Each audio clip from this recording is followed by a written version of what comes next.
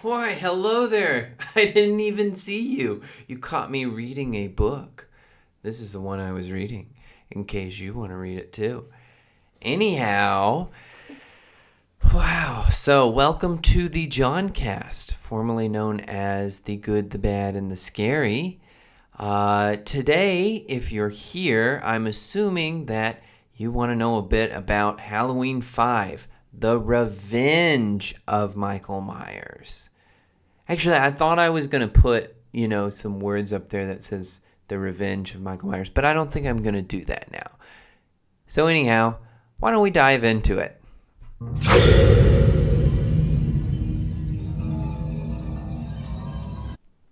So last night, while I was in my service yard doing some laundry, I heard this little clicking noise, and it was like this little gnawing sort of clicking. It was a bit plasticky noise, and it got my attention. I was like, well, what the heck is that? So I went to where I keep my cat's litter boxes. And where I keep them is this small little tiny area, but there is this plastic pipe, and it's a small sort of pipe that I think was originally used to connect with the sewer drains or something like that in this complex. Anyhow, at one point I had put some tape over it, like some really strong transparent tape. And what do I see when I get there is this little damn cockroach trying to eat through that tape.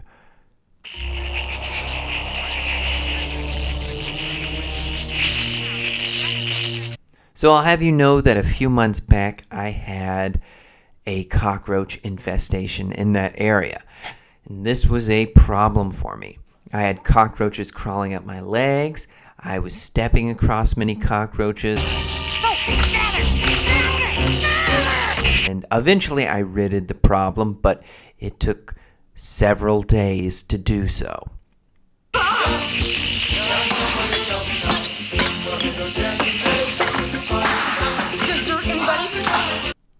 So during that time, I put up that tape on that little pipe, thinking maybe that's where they're coming through.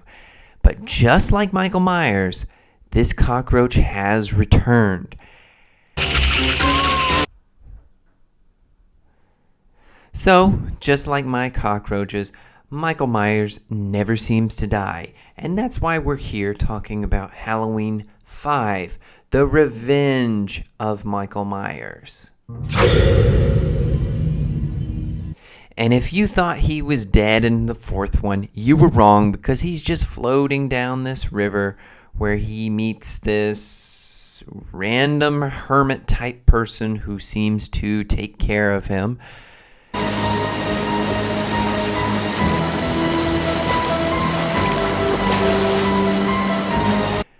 Although I'm really wondering, because in the fourth one, he must have gotten so many shots from all the state troopers and the redneck, mob people, that I don't know how there's anything left of Michael Myers.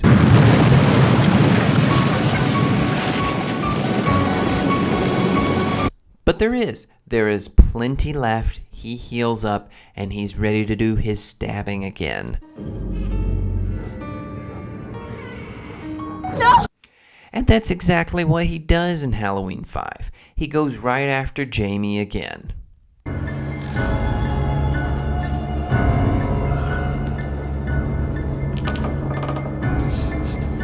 But unlike in Halloween 4, which was quite interesting, it had some movement, had some thrilling moments, I feel that Halloween 5, and this is my personal take, is a bit of a drag. Kind of the way that when I step on certain cockroaches in the back, I drag my foot across the cement.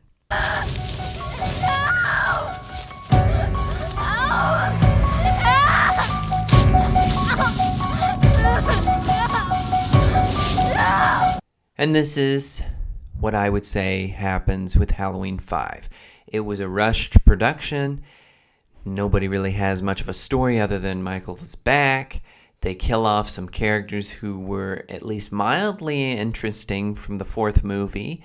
They make Jamie kind of the main character, Donald Pleasence is in it again, and this time, instead of Loomis, just living his life and doing what he is, he has decided to dedicate his entire life to just living in Haddonfield now. Help me to find him.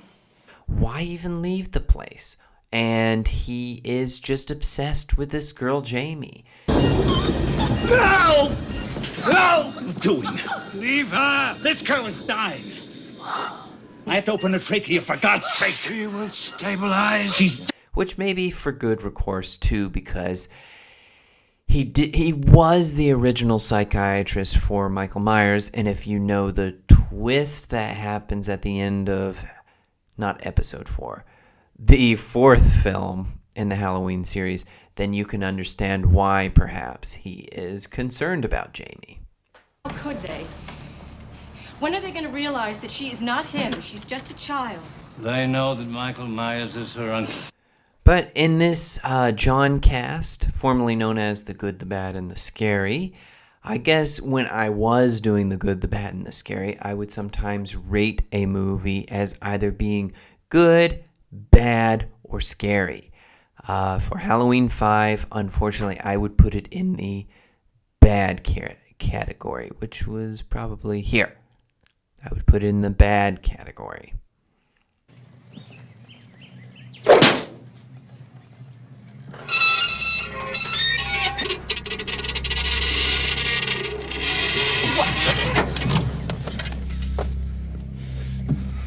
Okay, asshole. You wanna play?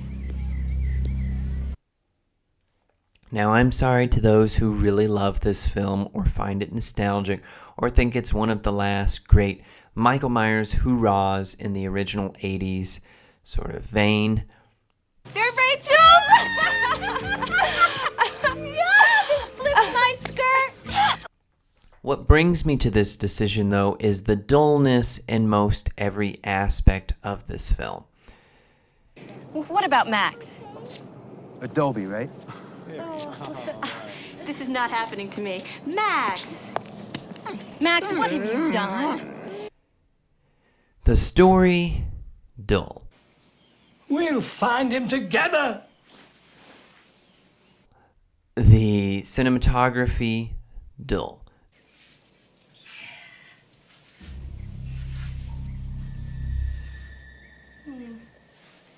The kills, dull. Trick or treat!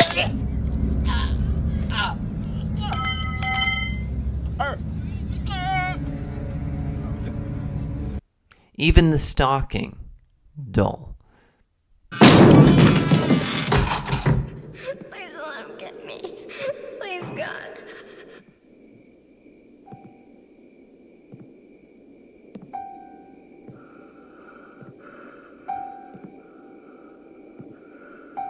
And we get a long monologue from Dr. Loomis instead. I know why you've come back, Michael. Because the little girl can stop the rage inside. And we also get probably the most boring car chase scene I have ever seen in a film.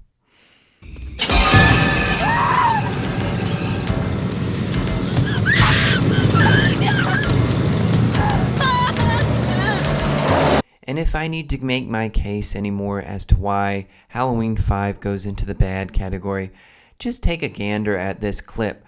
Why in the world do they have clown music for the police? Definitely not funny. Fortunately, we're lousy cops. Sorry. So, unfortunately, there's not much for me to say for Halloween 5. You can watch it if you're with a bunch of friends. Maybe it's a good way of watching to have a good laugh. Otherwise, if you're looking for something that's really going to push the envelope or one that is highly entertaining, I can't say that this film in particular delivers on those. Michael! Get the little girl, then you're home and safe. Well, I don't have too much to say for this one, so I think it's safe enough to kind of end this podcast, Johncast, here. Thank you for stopping by the Johncast, formerly known as The Good, the Bad, and the Scary. I hope to catch you around again, and otherwise, take care. You never saw that? Nothing, no expression, blank.